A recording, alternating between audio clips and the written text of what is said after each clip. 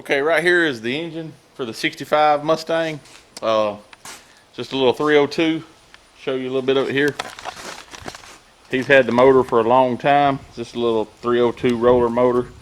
It's got some trick flow heads for it. But he's had it put together. Got good pistons and roller camshaft, roller lifters. Got a new oil pan for it here. Put a Canton 7-quart oil pan on it. Intake and heads are sitting right over here. But we're going to get everything, make sure everything's good, clean everything up. Get the oil pan. He's got a brand new timing cover right over there. Boom. Gonna put the timing cover on it.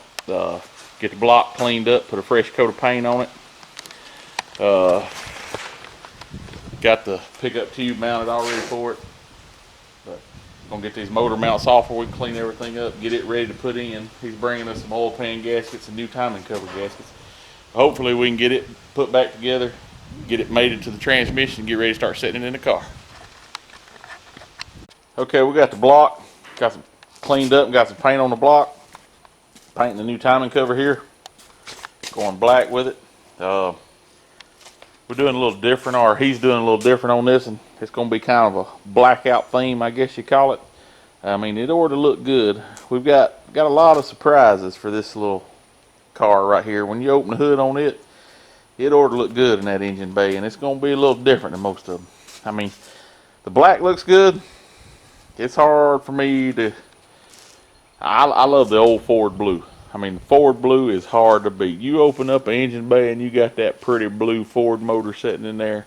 It's hard to beat. But, you know, the black does look good. So, I mean, I'm not either way.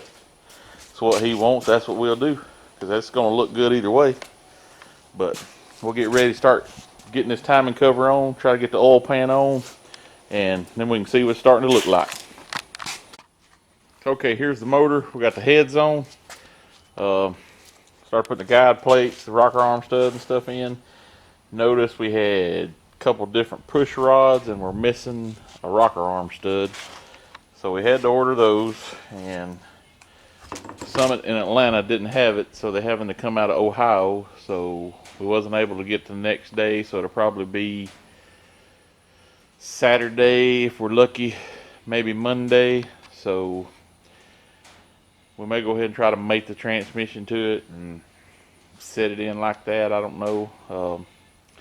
I'd really like to go ahead and get the rocker arms on and get the valves adjusted and all that before we put the intake on, but I guess it just kind of depends how everything goes. But anyway, that's what the motor looks like now with the heads on it. So we'll figure out what we're going to do and go from there. All right, here we are, week number 2 of the 65 Mustang build. We got the motor put together, got to put the intake, adjust the valves on it. Got the transmission here. Got the engine up on the cherry picker. Show you here. Alright, we got the engine here, oil pan, everything on it. Got the transmission, the converter, flywheel, plate. We're going to get these married together. And got the car sitting here. We sprayed everything inside black, make it look a little better. Try to get lines and everything straightened around. But we're going to put this transmission on the motor, get it all put together, and see if we can't get it set in today.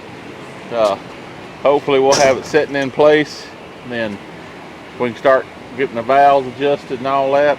And the reason we're going ahead and putting the motor in is because we're trying to get everything together. This way we can move everything around, because we've got so much going on with what's in the shop, and it's aggravating to have a motor sitting here, car sitting here, transmission sitting over here. So if we get it all put together and set in the car, then I can just move the car where we need to move it. I can push it up here and work on it, and then I can push it back out of the way. So we're going to get these together. Got the new transmission lines to go on it too. I'll show you them in a few minutes when we start putting them on. So we'll get this put together and then go from there. Okay, I got 2 quick things for you right quick. The first one is, if you don't have an engine stand and you're going to buy an engine stand, do not buy the 3-leg one. I don't care. Oh, it's just a small block Chevy, or if it's just a small block Ford. Do not buy a 3-leg one. See it right there?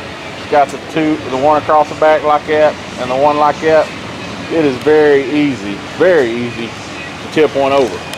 And you can just be rolling around a small block and it catch just the smallest little thing, and if you ain't got everything just right, it will tip with you. I've seen them tip over. I've seen nice motors go crashing to the ground because of a 3-legged engine stand. I'll show you a good one over here. I mean, go ahead and spend the money because you won't regret it, but you will regret if you buy a 3-legged one. Like right here, that is the best kind to get. You put a motor on there, we had that 460 on there and it never wiggled.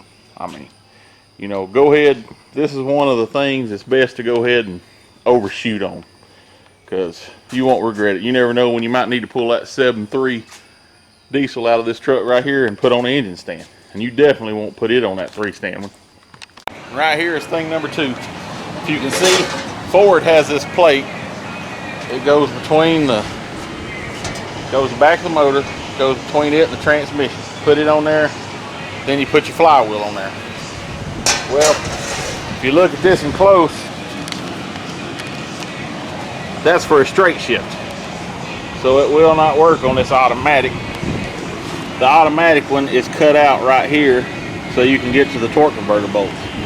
So if you ever put one together, make sure that you don't put a straight shift plate on an automatic, or you'll be lucky to get to your converter bolts. I mean, you might go through the starter hole if you're lucky, but it's a pain. Make sure you get automatic cut out. I mean, we could cut this one out, but this is a perfect for like the 4-speed that come out of this car, and we don't want to mess it up. So I'm gonna pause and see if I can look around and find one for an automatic laying around. Maybe we have one. If not, we'll have to wait on him to come up with one, and that's gonna put a hold up on the build. Okay, we found one. If you can see the difference right here, I'll lay it over. See how that's cut out right there? It's cut out, that way you can get to the torque converter bolts. That one right there, it seals everything up to the clutch pressure plate, keeps debris and stuff out of there. And this one right here, you can get to the converter bolts. There's another little piece that goes after you put the converter bolts on. You put it right here, and it kind of slides in and bolts to the bottom of the bell housing, so it's solid like this. But it has the access panel here to put the converter bolts on. So we're going to put this up in place. It goes right up in here like this. And see, this also works as like a shim for your starter to the bell housing. So you definitely want to make sure you don't forget that. But we'll get the flywheel bolted up now and get the transmission mated up to the motor.